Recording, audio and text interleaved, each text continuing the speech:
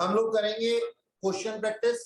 ठीक है जी, आपके सामने क्वेश्चन है, क्वेश्चन आपको भेजा भी गया है और क्वेश्चन नंबर इलिस्ट्रेशन नंबर 35 है। ये डाटा आपके सामने है, जो लोग ऑनलाइन में है ऑनलाइन में, और जो फेस टू फेस में है उनको भी असाइनमेंट उनके पास में है। तो क्वेश्चन स्टार्ट करते हैं। क्वेश्चन मेरे पास भी है, क्वेश्चन आपके पास भी है। क्वेश्चन को जो बच्चा रिकॉर्डेड वे में देख रहा हो वो क्या कर सकता है, वो अपने पास में जो है वो इसका स्क्रीनशॉट ले सकता है और क्वेश्चन को करते हैं हम, क्वेश्चन देखते हैं। ठीक है जी, ये हमारा पूरा का पूरा क्वेश्चन है। 35 क्वेश्चन, सब्सक्रिप्शन दिया हुआ है, प्रॉफिट्स दिए हुए हैं ऑन स्पोर्ट्स मीट, इनकम दी हुई है इन्वेस्टमेंट्स पे, सैलरी दी हुई है, receipt and payment account basically हमारे को ये दिया हुआ है। ठीक है, एक बार अच्छे से पढ़ लीजिए पूरा क्वेश्चन और फिर मैं इसको सॉल्व करने जा रहा हूं आप लोगों के लिए।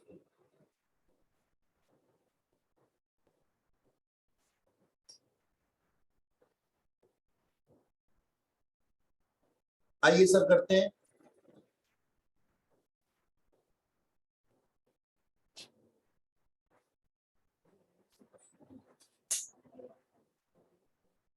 चलिए देखिएगा, हमारे पास में क्वेश्चन में पहले जो एडजस्टमेंट्स हैं उसको देखते हैं। एडजस्टमेंट्स में क्या लिखा हुआ है? एडजस्टमेंट में लिखा हुआ है there are 4,550 members each paying annual subscription of ₹50। ठीक है सर, और 500 रुपए सब्सक्रिप्शन जो थे वो एरियर में थे इन द ईयर 16-17। सबसे पहले तो मैं आपको बता दूं कि ये हमारा करंट ईयर कौन सा है इस क्वेश्चन के अंदर। करंट ईयर है 17-18, करंट ईयर है 17-18। ओके, और हमें ये दिया हुआ है क्वेश्चन के अंदर कि ओपनिंग आउटस्टैंडिंग सब्सक्रिप्शन कितनी थी? 500 रुपए थी। ठीक है, सबसे पहले क्योंकि ज्यादातर आप लोग सब्सक्रिप्शन से ही परेशान रहते हैं, सब्सक्रिप्शन का अकाउंट बना लेते हैं छोटा सा। तो मैं इधर सब्सक्रिप्शन का अकाउंट बना रहा हूं, ये रहा सर सब्सक्रिप्शन अकाउंट। ध्यान दीजिएगा, हमारे को बोला हुआ है कि 450 मेंबर थे, यानी कि 450 मेंबर ईच के हिसाब से 50 रुपए की सब्सक्रिप्शन सबकी ड्यू थी। तो ड्यू सब्सक्रिप्शन की एंट्री क्या होती है बोलिएगा? सब्सक्रिप्शन हमारी इनकम होती है और हम एंट्री क्या बनाएंगे बोलिए, बताइए, मुझे आवाज नहीं आ रही आप लोगों की। सब्सक्रिप्शन हमारी इनकम होती है, income and expenditure account credit हो जाएगा और सब्सक्रिप्शन अकाउंट डेबिट हो जाएगा। क्या मैं ठीक बोल रहा हूँ? ठीक है, तो मैं यहाँ लिख देता हूँ subscription account debit to income and expenditure account. यानी कि इस साल का ड्यू जो था वो मेरे हाथ में आ गया। वो कितना हुआ? 450 मेंबर्स हैं, 50 रुपए एक मेंबर के कितने आ जाते हैं ये बताइएगा? 22,500 रुपए। ठीक है जी, दिखाई दे रहा है सबको? ओके, आगे लिखा हुआ है ओपनिंग आउटस्टैंडिंग सब्सक्रिप्शन, यानी कि subscription in arrear as in previous year कितना था? वहां पे क्वेश्चन के अंदर दिया हुआ 500 रुपए। तो ये एरियर में जो सब्सक्रिप्शन होता है, यानी कि आउटस्टैंडिंग सब्सक्रिप्शन हमारा एसेट होता है, और एसेट क्या डेबिट साइड पे लिखा जाता है। मैंने पहले भी समझाया आप लोगों को, तो मैं यहाँ लिख देता हूं टू बैलेंस बीडी। कितने रुपए से? 500 रुपीज। ठीक है सर, अब आप ऊपर देख सकते हैं रिसीट एंड पेमेंट अकाउंट के अंदर 3 तरीके की सब्सक्रिप्शन, 3 सालों की सब्सक्रिप्शन हमारे को मिली है, 2016-17, 17-18 और 18-19। ठीक है जी, अब जरा ध्यान दीजिएगा मेरी बात पे, जरा ध्यान दीजिएगा मेरी बात पे जो मैं बताने जा रहा हूं आप लोगों को। 2016-17 में की सब्सक्रिप्शन आउटस्टैंडिंग कितनी थी? 500 रुपए, और करंट ईयर में हमारे को 450 रुपए रिसीव हो चुकी है, यानी कि स्टिल आउटस्टैंडिंग है। तो मैं यहां पे लिख देता हूं बाय बैलेंस सीडी।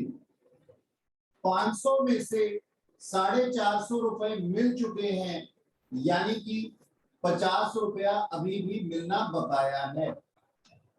ये कौन से ईयर से रिलेटेड है? ये लास्ट ईयर से रिलेटेड है, यानी कि 16-17 से रिलेटेड, 16-17 से रिलेटेड। ओके सर, अब क्वेश्चन में जो इंफॉर्मेशन दी हुई है रिसीट एंड पेमेंट अकाउंट के अंदर, रिसीट साइड पे हमें लिखा है 17-18 के लिए हमें सब्सक्रिप्शन रिसीव हुई है कितनी? 21,100 रुपए। ठीक है जी, और 450 रुपए पिछले साल की, और 17-18 के लिए 750 रुपए। इसका मतलब क्या हुआ? टोटल सब्सक्रिप्शन मुझे 22,300 रुपए इस साल रिसीव हुई थी। इसकी एंट्री क्या बन जाएगी? Cash account debit to subscription account. तो मैं यहां पे लिख देता हूं बाय कैश अकाउंट। ठीक है जी, 22,300 रुपए, 22,300 रुपए। ओके, अच्छा जी, अब हमें क्वेश्चन के अंदर ही दिखाई दे रहा है 18-19 के लिए भी सब्सक्रिप्शन आज ही रिसीव कर लिया हमने, यानी कि एडवांस में सब्सक्रिप्शन रिसीव कर ली है 750 रुपए। तो ये क्या है? हमारी लाइबिलिटी है, और लाइबिलिटी का क्रेडिट बैलेंस होता है, लेकिन ओपनिंग लाइबिलिटी का ये हमारी क्लोजिंग लाइबिलिटी है। मैं लिख दूंगा इसको to balance CD, advance in closing, और यहां क्या आ जाएगा? By balance BD opening advance. Opening advance जब तक ना दिया हुआ हो हम इसको निल मानेंगे। क्लोजिंग एडवांस हमारे को दिया हुआ है 750 रुपए का है, ये हमारी लाइबिलिटी हो जाएगी। ओके सर, ठीक है। अब आप देखिए बैलेंसिंग फिगर कहां पे आ रही है, जल्दी से चेक कीजिए। बैलेंसिंग फिगर जो है वो कितनी आ रही है आपकी, और कहां आ रही है? मेरे हिसाब से इधर आनी चाहिए, बताइए कितनी आ रही?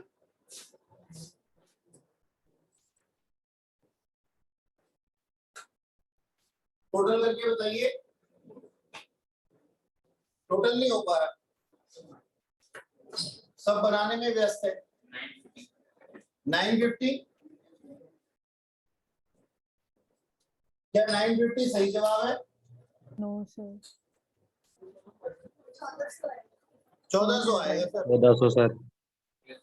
1400 रुपए आएगा।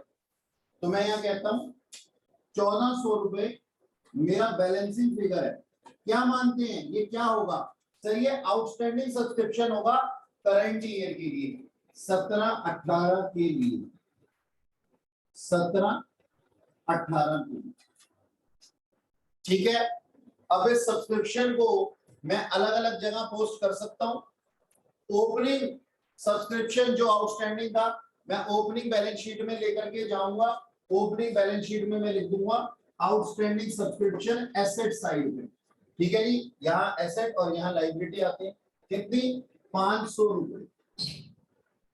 ठीक है जी, अब क्लोजिंग आउटस्टैंडिंग कितनी है मेरे पास में?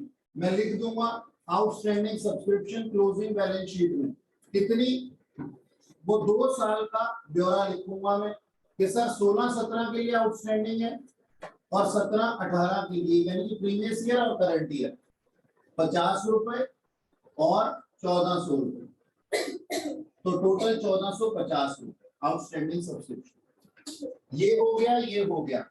एडवांस सब्सक्रिप्शन ओपनिंग में निल थी, यानी ये लायबिलिटी है, ये निल थी, तो क्लोजिंग बैलेंस शीट में एडवांस सब्सक्रिप्शन आ जाएगा। मैं यहां लिख देता हूं subscription in advance. Subscription in advance मैंने लिख दी। क्लोजिंग 750 जो हमने इस साल रिसीव की। कैश अकाउंट के अंदर 22,300 ऑलरेडी है, जो कि हमें रिसीट एंड पेमेंट अकाउंट के अंदर दिखाई दे रहे हैं। और अब ये ड्यू वाला अमाउंट आ जाएगा, जो सॉरी ये ड्यू वाला, हाँ ये कैश वाला था और ये ड्यू वाला था, ये दोनों ही गिवन थे क्वेश्चन के अंदर ही। तो हम इसको क्या लिख देंगे? बाय सब्सक्रिप्शन 22,500 रुपए।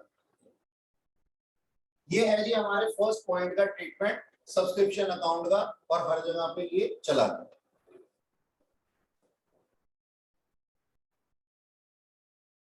हाँ जी, सब्सक्रिप्शन के बाद में हमारे पास में नेक्स्ट एडजस्टमेंट दी हुई है, जरा उसको देख लेते हैं। नेक्स्ट एडजस्टमेंट में क्या दिया हुआ है?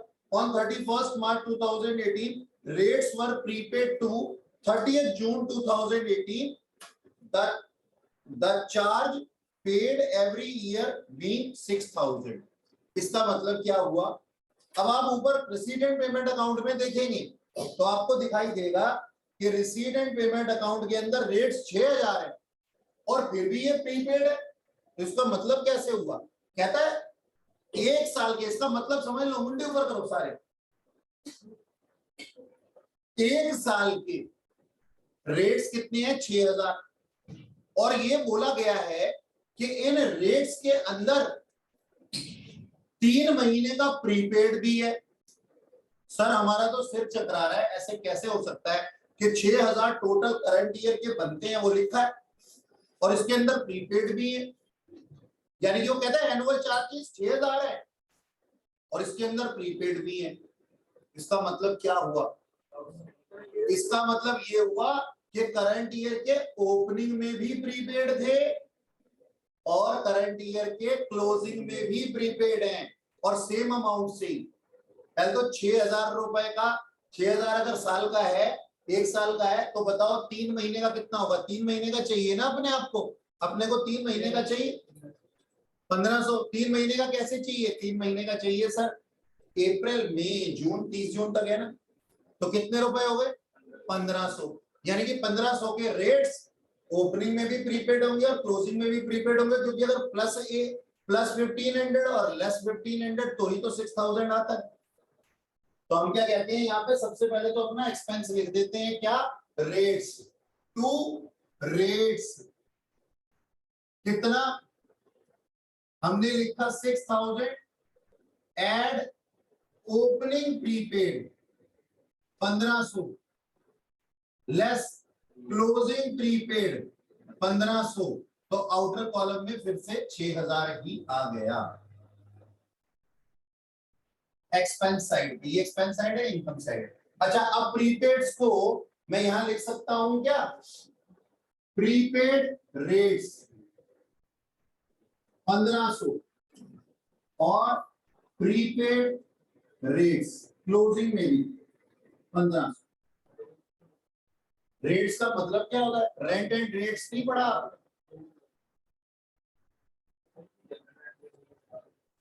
प्रीपेड की सर जो हमने किया। अच्छा, मैं जनरल एंट्री बनाता हूं, आपकी मदद से ही बनाता हूं। ये हमारा एसेट है ना, और एसेट क्या होता है? जब बढ़ता है तो डेबिट होता है। तो इसका मतलब एक बात तो कंफर्म है कि यहां लिखूंगा प्रीपेड रेट्स डेबिट। ठीक है जी, एसेट है ना, प्रीपेड होना, प्रीपेड एक्सपेंस होना एसेट होता है, तो ये डेबिट लिखूंगा। ठीक है जी। अब क्या ये करंट ईयर के थे, लेकिन हमें रिसीव तो हमने पे तो कर दिए ना, तो हमारे एक्सपेंसेस क्या हो जाएंगे? कम हो जाएंगे। पे कर दिए हैं लेकिन करंट ईयर के नहीं है, तो हमारे क्या हो जाएंगे? एक्सपेंसेस कम हो जाएंगे। एक्सपेंसेस कम होते हैं तो क्या लिख देते हैं सर? क्रेडिट हो जाते हैं। तो क्या लिख दूं यहाँ पे? To rates account. हर प्रीपेड एक्सपेंस की यही एंट्री होती है। तो हमारी एंट्री क्या होती है? Prepaid rates account debit to rates account. ठीक है, और आउटस्टैंडिंग की इसकी बिल्कुल रिवर्स होती है। अगर आउटस्टैंडिंग होते तो हम क्या कहते? टू आउटस्टैंडिंग रेट्स, क्योंकि वो हमारी लायबिलिटी होती, और लायबिलिटी क्या? लायबिलिटी अराइज होती है तो क्या हो जाती है? क्रेडिट हो जाती है। और अगर स्टिल अभी रेट्स बकाया है, एक्सपेंस बकाया है, तो हमारा एक्सपेंस बढ़ेगा, तो क्या हो जाएगा? Rates account debit. तो ये सिंबल है किसका? माइनस होने का, ये देखो, और ये सिंबल है प्लस होने का, आउटस्टैंडिंग। ये हमारी आउटस्टैंडिंग और प्रीपेड की एंट्रीज होती हैं। ठीक है जी।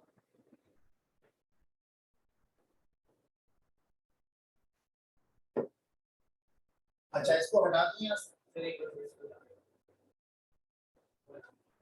ये वाला आउटस्टैंडिंग कैसे आया? आउटस्टैंडिंग नहीं आया यार, आउटस्टैंडिंग केवल समझाया, आउटस्टैंडिंग थोड़ी आया था। तो क्लोजिंग प्रीपेड माइनस नहीं होते? ओपनिंग प्रीपेड ऐड होते हैं क्योंकि वो करंट ईयर के सर्विसेज में होंगे, और क्लोजिंग प्रीपेड अगले साल का पार्ट है तो माइनस होते हैं।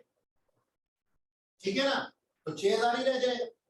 सर यहाँ पे ये लिखा हुआ है कि करंट ईयर के जो एक्सपेंस है ना वो 6000 रुपए हैं, और 6000 प्रीपेड होने के बावजूद भी 6000 है, तो इसका मतलब अगर प्रीपेड हो रहा है तो ओपनिंग में भी कुछ ना कुछ प्रीपेड रहा होगा ना, तभी तो वही सेम फिगर आ रही है।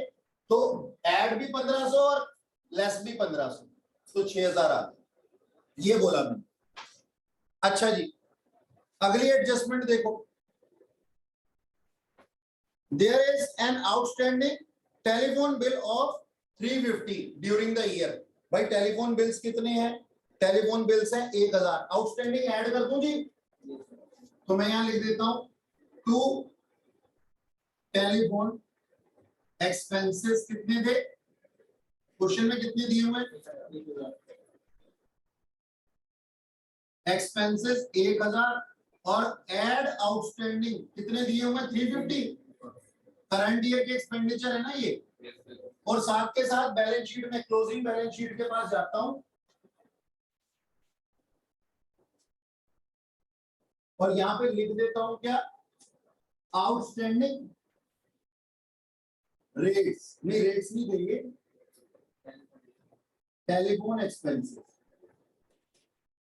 350 रुपए की हमारी क्लोजिंग लायबिलिटी बन गई। ओके सर, आगे क्या लिखा हुआ है? आउटस्टैंडिंग सैंडरी एक्सपेंसेस 31 मार्च 2016 को 17 को कितने हैं? 700 रुपए हैं।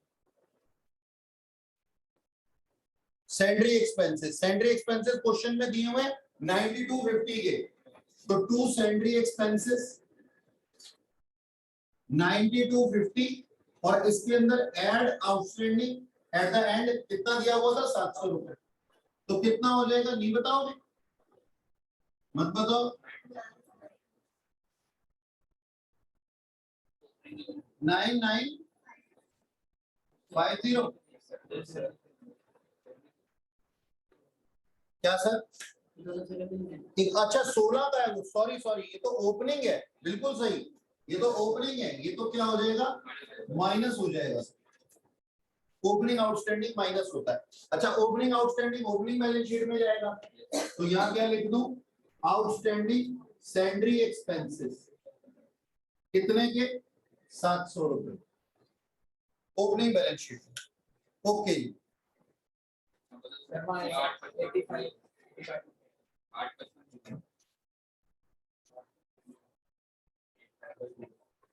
8/50। Okay, thank you. Stock of stationery as on 31 March 2017, opening stock दिया हुआ है, ये मानते हो? ओपनिंग स्टॉक दिया हुआ है और क्लोजिंग स्टॉक भी दिया हुआ है, तो हमें क्या निकालनी है? कंजम्पशन निकालनी है। लेकिन मैं हूं, मैं थोड़ी ना मानूंगा बिना अकाउंट बनाए, तुम्हें समझाने के लिए, है ना? ऐसे तो हम ऐड लेस करके कर सकते हैं, लेकिन ये रहा सर मेरे पास में स्टॉक अकाउंट, मैंने एक छोटा सा प्यारा सा गंदा सा बना दिया। टू ओपनिंग बैलेंस कितना था? क्यों नहीं बता रहे हो? 500 और क्लोजिंग कितना था? और ड्यूरिंग द ईयर परचेज कितनी की गई है स्टेशनरी? By cash account. अच्छा, टू कैश कैसे होगा वीर जी? हाँ, परचेज करिए। हाँ, अच्छा वो 2 बाय की झगड़ा पड़ रहा है क्या? ओहो, नहीं नहीं वो मुझे नहीं लगा, मैंने गलत लिखा था। नहीं ठीक है, वो अपनी जगह ठीक है, वो कहता है 2 कैश लिखो, मुझे लगा कि शायद वो जनरल एंट्री में बोल रहा है। अच्छा जी, ठीक है, ये हो गया। तो यहाँ पे स्टेशनरी ओपनिंग स्टॉक में लिख दूं, यहाँ पे ओपनिंग और क्लोजिंग बैलेंस शीट में ओपनिंग स्टेशनरी वो है 500 और क्लोजिंग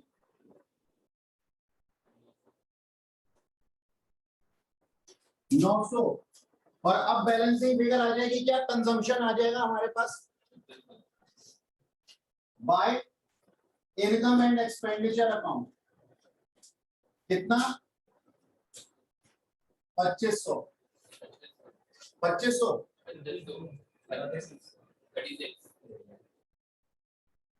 3600 और इसको 3600 को मैंने यहाँ लिख दिया डेबिट साइड पे टू कंजम्पशन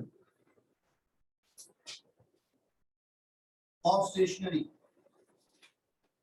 3600। अच्छा जी, आगे लिखा हुआ 31 मार्च 2017 को बिल्डिंग जो थी वो कितनी दिखाई दे रही थी, 1 लाख रुपए दिखाई दे रही थी। It was subject to depreciation of 5%। ठीक है जी, पहले तो ओपनिंग बिल्डिंग लिख देता हूं यहाँ पे, बिल्डिंग बिल्डिंग कितनी है 1 लाख रुपए की और डेप्रिसिएशन लगेगा इसके ऊपर 5%।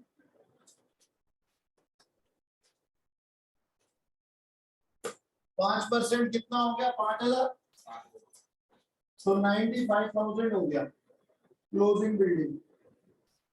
और यहाँ पे लिख दिया टू डेप्रिसिएशन ऑन बिल्डिंग 5000। ठीक है सर। इन्वेस्टमेंट 31 मार्च 2017 को थी 2 लाख रुपए और ड्यूरिंग द ईयर हमने इन्वेस्टमेंट परचेज भी की है 12,500 की, मानते हो? तो हम क्या करेंगे जी, यहाँ पे लिख देंगे जी ओपनिंग में इन्वेस्टमेंट वो थी हमारे पास ओपनिंग में 2 लाख रुपए की और क्लोजिंग में हमने क्योंकि परचेज भी कर ली है तो हमारी इन्वेस्टमेंट आ जाएगी 2,12,500। ठीक है जी, इस पॉइंट पे you should be thankful to God कि सर इन्वेस्टमेंट का रेट नहीं दिया हुआ वरना इंटरेस्ट भी निकालना पड़ जाता। अगर यहाँ दिया होता ना 5% या 10% इन्वेस्टमेंट तो हम इंटरेस्ट निकालते और रिसीट एंड पेमेंट अकाउंट के सामने चेक करते कि क्या हमारे को इनकम दी हुई है क्वेश्चन के अंदर 10,000 रुपए। अब 10,000 दी हुई है, फिर उस अमाउंट से उसको कंपेयर करते, हो सकता है कुछ एक्रूड आ जाता, आएगा तो दिखाऊंगा। बात समझ में आई? अच्छा, क्या सर दी हुई है इनकम लेकिन एक्रूड थोड़ी ना निकलेगा इसमें से, क्योंकि हमें रेट दिया ही नहीं हुआ ना इन्वेस्टमेंट का। इन्वेस्टमेंट का रेट दिया होता तो हम इस इनकम 10,000 से उसको कंपेयर करते और कंपेयर करते तो पता लगता कि कुछ एक्रूड है या नहीं है, लेकिन हमारे पास वो रेट ही गिवन नहीं है। रेट गिवन नहीं है तो कंपैरिजन नहीं हो सकता, कंपैरिजन नहीं हो सकता तो एक्रूड भी नहीं आ सकता। मैं सिर्फ सिचुएशन बता रहा हूं कि ऐसी सिचुएशन हो सकती है। आगे चलते हैं जी। ऑन 31 मार्च 2018 इनकम एक्रूड और इन्वेस्टमेंट, लो जी लो, मजा आ गया। यहाँ तो अपने आप अगला पॉइंट यही दिया हुआ, ये तो इन्होंने कह करके दे दिया हमारे को कि लो हम ही आपको बता देते हैं कितना एक्रूड है, निकालना ही नहीं पड़ा। तो लिखा हुआ है 31 मार्च 2018 को इनकम एक्रूड और investment purchase during the year amounted to rupees 375 रुपए। एक्रूड इनकम है हमारी, यानी कि हमें जो इंटरेस्ट रिसीव हुआ था इन्वेस्टमेंट्स पे वो पूरा नहीं हुआ था, हमें मिलने चाहिए थे 13,000 क्या नाम है 10,375 और मिले कितने हैं, केवल 10,000। तो 375 एक्रूड है। ठीक है जी, तो मैं यहाँ पे शुरू कर देता हूं अब bye interest on investment. Stock account को भगा दूं यहां से,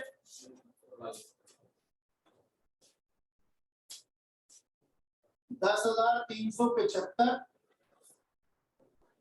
ये 375 दिए ही हुए हैं, यानी कि 10,000 प्लस 375 और 375 हमारे क्या हो जाएंगे, एक्रूड इंटरेस्ट हो जाएगा।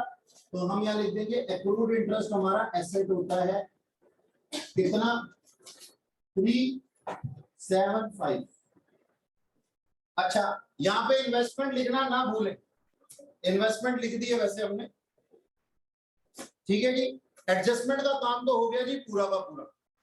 एडजस्टमेंट का काम हो गया पूरा, है ना। अब अपन क्या करेंगे, अब हम करेंगे सर अपने क्वेश्चन को टैली। अब टैली करने के लिए हम क्या करेंगे, अपने पास चेक करेंगे। सबसे ऊपर सैलरी दी हुई है, सैलरी लिखा है हमने एक्सपेंस में? नहीं लिखा, तो लिख देंगे टू सैलरी, और सैलरी के ऊपर कोई एडजस्टमेंट नहीं दी तो हम एज इट इज ही लिख देंगे 10,800।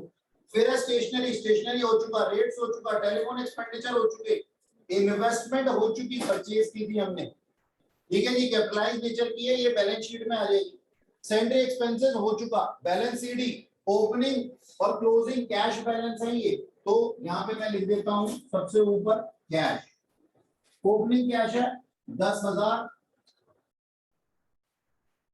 10,250, और क्लोजिंग कैश है हमारे पास 4,500 रुपीज का। चलिए पेमेंट साइड तो हो गई पूरी, उसका तो हो गया जी गुड्डे। अब करते हैं जी अपनी रिसीट साइड को। रिसीट साइड पे क्या लिखा हुआ है, सब्सक्रिप्शन लिखी हुई है, इसको हम कर चुके हैं। प्रॉफिट ऑन स्पोर्ट्स मीट, क्या ये हमारी रेवेन्यू नेचर की इनकम है? जी जनाब, यस सर। तो by profits on sports meet कितनी है सर? 15,500, और इनकम फ्रॉम इन्वेस्टमेंट हम ऑलरेडी लिख चुके हैं जी। इस तरीके से हमारा हो गया ये पूरा का पूरा क्वेश्चन खत्म। और जरा चेक कीजिएगा कि हमारा सरप्लस कितना आ रहा है और हमारी बैलेंस शीट में कैपिटल फंड कितना आ रहा है, ओपनिंग और क्लोजिंग बैलेंस शीट में।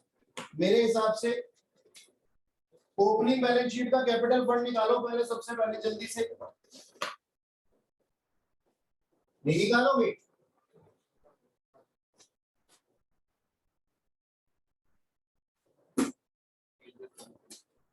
कितना आ गया सर?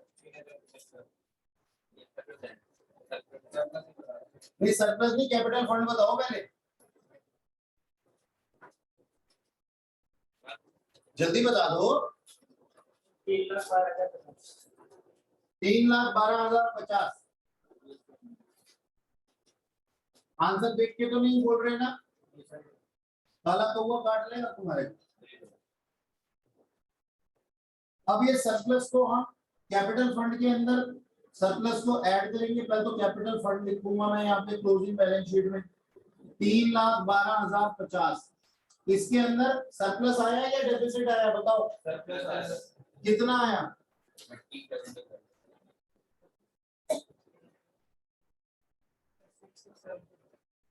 3075। यही आया आपका 3075। इसके अंदर ऐड कर दो सरप्लस, तो ये हमारा टोटल कितना आ जाएगा? 3,15,125।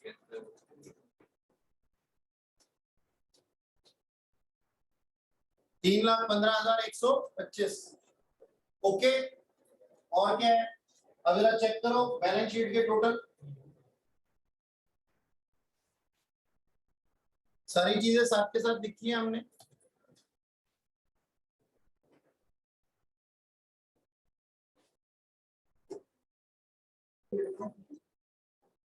हाँ जी, अगला क्वेश्चन देखना बच्चों। अगला क्वेश्चन आपके सामने है, यहाँ पे लिखा हुआ है, स्क्रीन पे है। हमारे को ना इस क्वेश्चन के अंदर ओपनिंग बैलेंस शीट दी हुई है, तो मतलब हमारा आधा काम तो सॉर्ट आउट हो गया। कैपिटल फंड हमारे को दिया हुआ क्वेश्चन के अंदर 7,93,000 रुपए, बात ही खत्म। ओपनिंग बैलेंस शीट दी हुई है, क्लोजिंग बैलेंस शीट बनानी है, और रिसीट एंड पेमेंट अकाउंट दिया हुआ है, और साथ में अपने को क्या बनाना है? इनकम एंड एक्सपेंडिचर अकाउंट बनाना है। ठीक है, ये हमारा रिसीट एंड पेमेंट अकाउंट है, और ये हमारे पास में हमारी एडजस्टमेंट्स दी हुई है। ठीक है जी, तो चलिए शुरू करते हैं इस क्वेश्चन को। ठीक,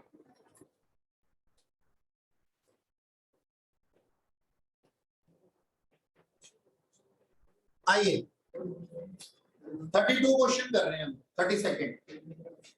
ठीक है जी, ओपनिंग बैलेंस शीट दी हुई है। आओ एडजस्टमेंट्स के ऊपर काम करते हैं बच्चों। एडजस्टमेंट में क्या लिखा हुआ है आओ देखते हैं।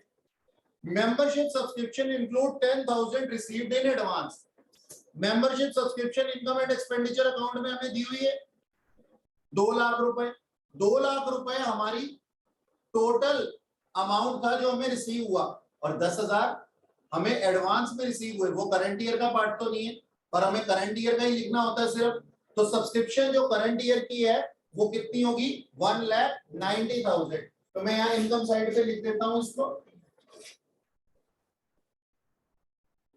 Bye subscription 2 lakh minus closing advance 10,000। तो आउटर कॉलम में कितना आ जाएगा? 1,90,000, 1,90,000। और क्लोजिंग एडवांस को मैं अपने पास में लाइबिलिटी साइड पे भी लिख सकता हूं। तो मैं यहां लिख दूं सब्सक्रिप्शन इन एडवांस कितना? 10,000 रुपए लाइबिलिटी साइड में। ओके, चलो पहला पॉइंट तो हो गया। आगे लिखा हुआ है provide for outstanding rent 4,000 and salary 3,000। इसका मतलब ये आउटस्टैंडिंग है। तो हम एक्सपेंस की साइड पे लिखेंगे, एक तो रेंट 88,000 था जो हमने पे कर दिया था, तो ये एक्सपेंडिचर टू रेंट 88,000 था, लेकिन 4,000 स्टिल आउटस्टैंडिंग था। इसका मतलब करंट ईयर का रेंट कितना है? 92,000 है। और ऐसे ही सैलरीज के बारे में लिखा हुआ है, टू सैलरीज 66,000 हमने पे कर दी थी, और सैलरी आउटस्टैंडिंग थी, वो ऐड हो जाएगी कितनी? 3,000 रुपीज। तो टोटल कितनी थी हमारे पास में? 69,000। अब आउटस्टैंडिंग एक्सपेंसेस मेरे लायबिलिटी होते हैं, तो क्या मैं यहाँ पे लायबिलिटी साइड पे लिख दूं आउटस्टैंडिंग सैलरी और आउटस्टैंडिंग रेंट। क्लोजिंग लायबिलिटी में कितना? रेंट 4,000 और सैलरी 3,000। ओके, हो गया ये। नेक्स्ट एडजस्टमेंट क्या कहती है? Books to be depreciated at the rate 10% including additions. अब एडिशन के लिए हमारे को रिसीट एंड पेमेंट अकाउंट में जाना होगा, और ओपनिंग बुक्स के लिए ओपनिंग बैलेंस शीट में जाना होगा। तो ओपनिंग बैलेंस शीट में मेरे पास में बुक्स कितनी थी? अब की बार मुझे ये तो बनानी ही नहीं है ना, ओपनिंग बैलेंस शीट तो बनानी ही नहीं, तो मैं इसको थोड़ा सा बड़ा कर देता हूँ क्लोजिंग लिख करके। 1 मिनट ठहरिएगा, ये मैं क्लोजिंग बैलेंस शीट लिख देता हूँ, और यहाँ पे लिख देता हूँ subscription in advance, outstanding salary और आउटस्टैंडिंग रेंट। जो मैंने अभी तक लिखा 10,000, 4,000 और 3,000, और इसको यहां से भगा देते हैं।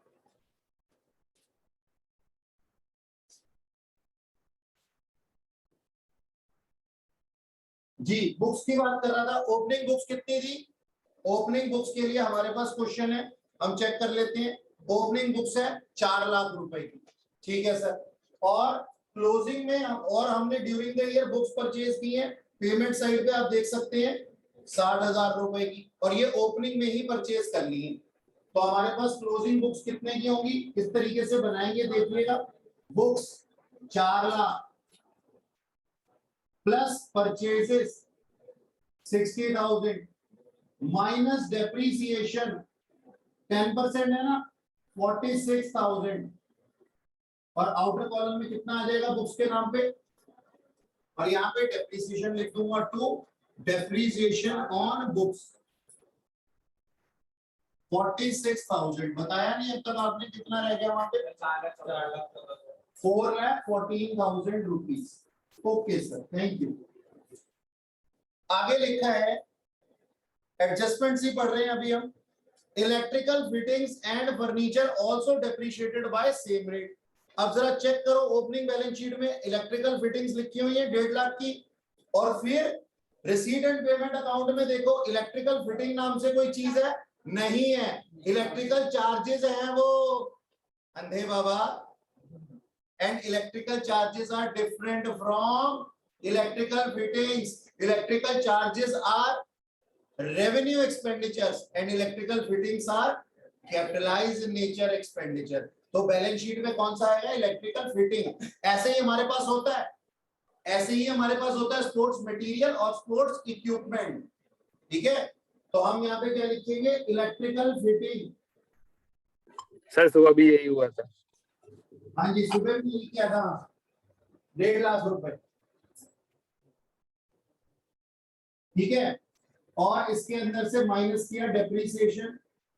डेप्रिसिएशन कितना? 10% करना है, 15,000, तो 1,35,000 इनकी क्लोजिंग वैल्यू आ गई। ऐसे ही हमारे पास में फर्नीचर है, और सर फर्नीचर की ओपनिंग वैल्यू कितनी थी? 50,000। अब चेक करो, ड्यूरिंग द ईयर कोई फर्नीचर परचेज किया है? इनकम एंड एक्सपेंडिचर अकाउंट में पेमेंट साइड पे नहीं परचेज किया, तो फर्नीचर के ऊपर भी डेप्रिसिएशन सेम रेट पे 10%, 5,000। फर्नीचर कितने का रह गया? 45,000। अब डेप्रिसिएशन को यहाँ पे लिख देता हूं, depreciation on books, depreciation on electrical fittings और डेप्रिसिएशन ऑन फर्नीचर। ये हो गया हमारा 15,000 और ये हो गया 5,000। ठीक है जी, चलिए अगली एडजस्टमेंट पे चलते हैं। लिखा गया 75% of entrance fees is to be capitalize. अब एंट्रेंस फी यूं तो कैपिटलाइज नेचर की ही होती है पूरी की पूरी, लेकिन यहाँ पे बोला 70% को कैपिटलाइज करना है और 25% को क्या करना है? हमने रेवेन्यू नेचर का मानना है। तो जैसा क्वेश्चन कहेगा हमें करना पड़ेगा। तो ठीक है सर, हम क्या करते हैं, यहां पे लिख देते हैं अपने पास में entrance fee bye entrance fee 25% कितना हो गया? 25%, हाँ 7,500। और कैपिटलाइज नेचर का एंट्रेंस फी 22,500। भाई एंट्रेंस फी लाइबिलिटी साइड पे लिखा जाता है क्योंकि ये हमें अपने किसी काम के लिए नहीं मिल रही, मिली है पब्लिक के ऊपर खर्च करने के लिए, तो ये लाइबिलिटी है। अच्छा जी, आगे चलते हैं। लिखा हुआ है interest on security calculated at the rate 5% per annum including purchases of investment made on 1 जुलाई 2017। यानी कि हमने 40,000 रुपए की जो इन्वेस्टमेंट परचेज की है, जो आपको पेमेंट साइड पे दिखाई दे रही है, उसकी डेट दी हुई है, तो उसके ऊपर जो इंटरेस्ट मिलेगा वो कितने महीने का मिलेगा? वो मिलेगा हमें 9 महीने का। और जो ओपनिंग इन्वेस्टमेंट है उसके ऊपर कितना मिलेगा? पूरे साल का मिलेगा। तो खैर मैं यहाँ पे लिख देता हूं सबसे पहले तो इन्वेस्टमेंट्स।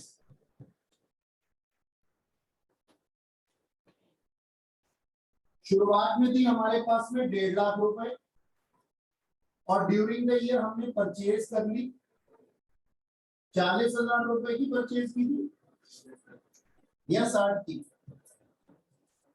40,000। तो total eight the end of year हमारे पास 1,90,000 की इन्वेस्टमेंट्स है। अब इसके इंटरेस्ट की बात कर लेते हैं, ये हमारी इनकम है, तो हम कहेंगे बाय इंटरेस्ट ऑन इन्वेस्टमेंट। अब आप चेक कीजिए, 1.5 लाख रुपए के ऊपर इंटरेस्ट मिलना है ओपनिंग वाले के ऊपर, किस रेट से? 5% से पूरे साल का, और 40,000 रुपए के ऊपर 5% इंटरेस्ट मिलना है 9 महीने का। जुलाई से था ना, इसका ईयर एंड कब हो रहा था? 31 मार्च 2018। ठीक है ना, तो हम क्या कहते हैं, ये 5% कितना आ गया, और ये 7,500 और ये 1,500, ये हमारा टोटल इंटरेस्ट आ गया। अब ध्यान दीजिएगा, इनकम एंड एक्सपेंडिचर अकाउंट में इनकम साइड पे हमारे को क्या दिया हुआ है? Interest on investment. कितना? 8,000 रुपए। बनता था कितना? 9,000 रुपए, और मिला है कितना? 8,000 रुपए। यानी कि एक्रूड है, यहां लिख देंगे एक्रूड 1000, जो बनता था वो हमने लिख दिया, और जो रिसीव हुआ उसका डिफरेंस कितना है, 1000 रुपए है। तो हम क्या लिख देंगे जी, accrued interest closing balance sheet में ऑन इन्वेस्टमेंट कितना, 9000 माइनस 8000, 8000 मिल चुका है और 9000 मिलना चाहिए था, तो 1000 एक्रूड इंटरेस्ट। अच्छा, अब एडजस्टमेंट तो हो गई है खत्म। अब हमारे पास जो क्वेश्चन है मेन, उसके अंदर चलते हैं और अपने पास में एक एक पॉइंट को चेक करते हैं। अगर वो नहीं लिखा हुआ तो हम लिखेंगे। चलिए आइए, सबसे पहले पेमेंट साइड पे देखेंगे हम। इलेक्ट्रिकल चार्जेस लिखे हैं हमने, नहीं लिखे सर, तो मैं यहां लिख देता हूं टू इलेक्ट्रिकल चार्जेस कितने, 7200।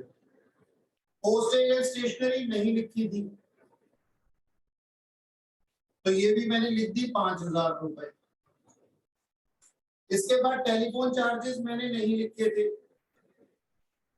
वो भी लिख दिए मैंने 5000 रुपए। और बुक्स परचेज कैपिटलाइज नेचर का है, उसको मैं एडजस्ट कर चुका हूं। आउटस्टैंडिंग एक्सपेंस पेड, बहुत प्यारा पॉइंट है ये, outstanding expense paid last year के एक्सपेंडिचर थे, हमने इस साल पे किए हैं, तो ये हमारे इनकम एंड एक्सपेंडिचर अकाउंट में तो नहीं आनी चाहिए। अब चेक कीजिए ओपनिंग बैलेंस शीट को, उसमें दिए हुए 7000 ही लायबिलिटी साइड पे, 7000 हमारे ओपनिंग के थे और हमने ड्यूरिंग द ईयर 7000 ही पे कर दिए, यानी कि क्लोजिंग आउटस्टैंडिंग निल हो जाएगी। लेकिन अगर लिखा होता ओपनिंग में 10000 है और 7000 पे कर दिए हैं, तो क्लोजिंग बैलेंस शीट में लायबिलिटी साइड पे 3000 आता। बात समझ में आई?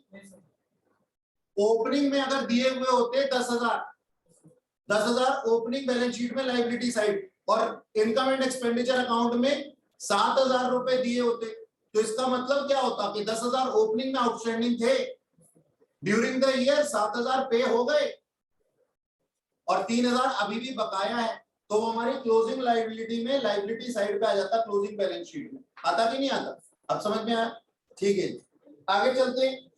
तो आउटस्टैंडिंग एक्सपेंसेस का कोई इफेक्ट नहीं है, यहां पे मैं लिख देता हूं outstanding expense for last year समझाने के लिए, और निल, और ये निल कैसे आया, 7000 माइनस 7000। सर लिखने की क्या जरूरत है, ऐसे ही समझाने के लिए। आगे चलते हैं जी, आगे क्या लिखा हुआ है? आगे लिखा है हमारे पास में रेंट अकाउंट, रेंट हो चुका, interest on investment, investment in security, ये हमारी कैपिटलाइज नेचर की है, इसका हम एडजस्टमेंट कर चुके, सैलरी का कर चुके। बैलेंसिंग फिगर लिखिए, क्लोजिंग बैलेंस है कैश का और बैंक का, ये लिख देंगे, ये लिख देता हूं कैश, ये लिख देता हूं बैंक। तो कैश और बैंक कितने हैं? बैंक है 20,000 और सर कैश है 11,300। ये हमारे करंट एसेट होती है, बैलेंस शीट में एसेट साइड पे आ गए। ठीक है सर, अब रिसीट साइड चेक कर लेता हूं। रिसीट साइड पे ओपनिंग कैश लिखा, वो तो ओपनिंग बैलेंस शीट में जाता है, वो चला ही गया होगा। एंट्रेंस फीस कर चुका हूं, मेंबरशिप सब्सक्रिप्शन कर चुका हूं, cell proceed from old newspaper. Income side आएगा, लेकिन किस नाम से? Profit on sale of old furniture के नाम से। अगर आपको किसी भी चीज की बुक वैल्यू, और न्यूज़पेपर जो है वो फुल्ली डेप्रिशिएटेड आइटम है, और डेप्रिशिएटेड आइटम अगर 1 भी रुपए में बिक जाती है तो वो क्या हो जाता है? प्रॉफिट हो जाता है। फुल्ली डेप्रिशिएटेड है तो 1 रुपए में भी बिकेगा तो वो इनकम मानी जाएगी। तो हम इसको क्या लिखेंगे? Profit on sale of old newspaper. Newspaper zero value हो जाती है। कोई भी एसेट का सेल हो रहा होगा ना, cell proceed from old asset, उसकी बुक वैल्यू जांच लेना कि उसकी बुक वैल्यू कितनी थी, फिर उसका अमाउंट से कंपेयर करना, तो तुम्हें प्रॉफिट या लॉस पता लग जाएगा। क्योंकि इनकम एंड एक्सपेंडिचर अकाउंट में सेल प्रोसीड्स थोड़ी आते हैं, इनकम एंड एक्सपेंडिचर अकाउंट में तो आते हैं क्या? प्रॉफिट या लॉसेस, क्योंकि ये प्रॉफिट एंड लॉस अकाउंट का ही स्वरूप है। ठीक है, तो हम क्या कहेंगे यहाँ पे, by profits on sale of old newspaper, और वो कितना था, 1500 रुपए। हायर ऑफ लेक्चर हॉल, ये रिसीट साइड लिखा हुआ है, इसका मतलब हमने ना लेक्चर हॉल्स को किराए पे दिया था और हमें इनकम आई, तो ये हमारी रेवेन्यू नेचर की इनकम है, क्योंकि हम रोज ही ऐसा करते हैं। Bye rent from lecture hall 20,000 रुपए, और इंटरेस्ट ऑन सिक्योरिटीज को तो मैं पहले ही कंसीडर कर चुका हूं। ठीक है जी, अब जरा चेक करके बताइए सरप्लस आया या डेफिसिट आया? डेफिसिट आ रहा है। कितने का डेफिसिट आ रहा है सर? 16,200 सही जवाब है। By deficit 16,200 balancing figure. अब कैपिटल फंड कितना दिया हुआ था वहां पे, ओपनिंग बैलेंस शीट में देख करके बताओ, और उसमें से माइनस कर दो डेफिसिट, जो आ जाएगा वो क्लोजिंग बैलेंस में लिखना है। ओपनिंग बैलेंस शीट हमें दी हुई है, कैपिटल फंड है 7,93,000, और सर जी यहाँ पे डेफिसिट कितना है 16,200, माइनस करो इसको और बताओ कितना आ गया। Whatever it is, I am hardly concerned. ये है आपका फुल आंसर, चेक कर लीजिए।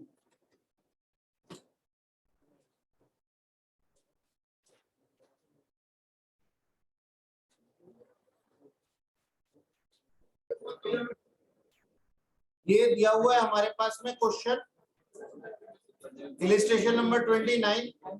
ये क्वेश्चन, इसका आंसर है 9060, आप लोगों ने निकाला ना?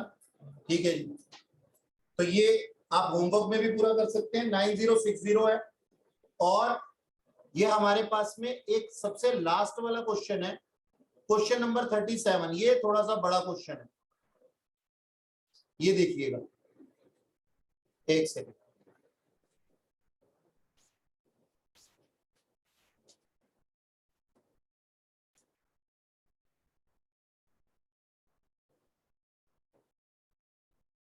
ये पूरा का पूरा क्वेश्चन है डायना क्लब। ठीक है जी, इसके अंदर ओपनिंग और क्लोजिंग बैलेंस शीट दी हुई है आप लोगों को। ठीक है जी, बैलेंसेस दिए हुए हैं, इससे ओपनिंग और क्लोजिंग बैलेंसेस से ओपनिंग और क्लोजिंग बैलेंस शीट मिल जाएगी, और साथ ही साथ रिसीट एंड पेमेंट अकाउंट में आपको ओपनिंग और क्लोजिंग कैश बैलेंसेस दिए हुए हैं, तो वो आपके ओपनिंग और क्लोजिंग बैलेंस शीट में चले जाएंगे। इसके अलावा ड्यूरिंग द ईयर जो हमने करंट ईयर में रिसीट्स ली हैं और पेमेंट ली है, उससे आपका इनकम एंड एक्सपेंडिचर अकाउंट बनेगा ड्यू बेसिस पे। तो ये एक क्वेश्चन तो खैर आपने अभी कर ही लिया, जो मैंने दिया आपको, बोला पहले वाला। ये वाला क्वेश्चन भी आप होमवर्क में करेंगे, लास्ट वाला क्वेश्चन है।